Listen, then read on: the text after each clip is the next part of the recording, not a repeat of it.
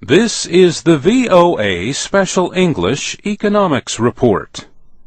This week, President Obama signed a bill raising the nation's borrowing limit.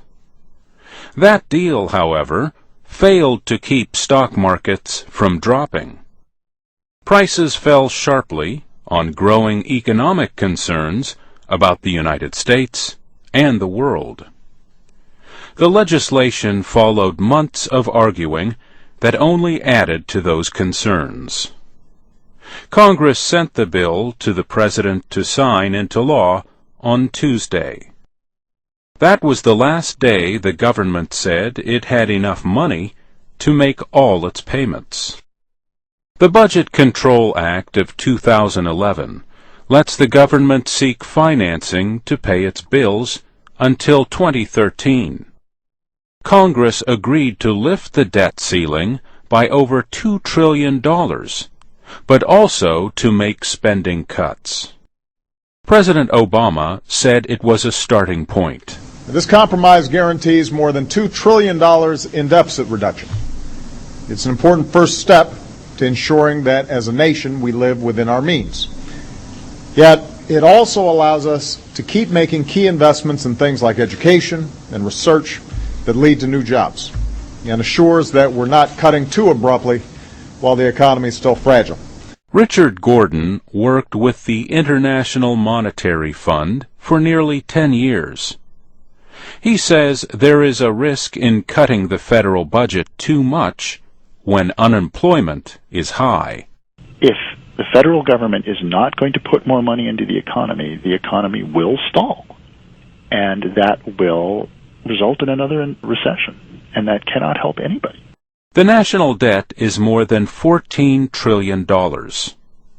At the end of last year, private investors in the United States held the largest share, 36% of that government debt. China was the single largest foreign holder of Treasury securities, followed by Japan and Britain. On Wednesday, China's Da-Gong credit rating agency downgraded American debt. It said the budget deal did nothing to improve the United States' ability to pay its debts.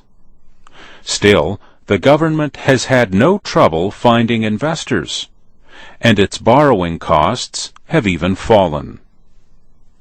The Budget Control Act calls for almost $1 trillion in spending cuts over 10 years.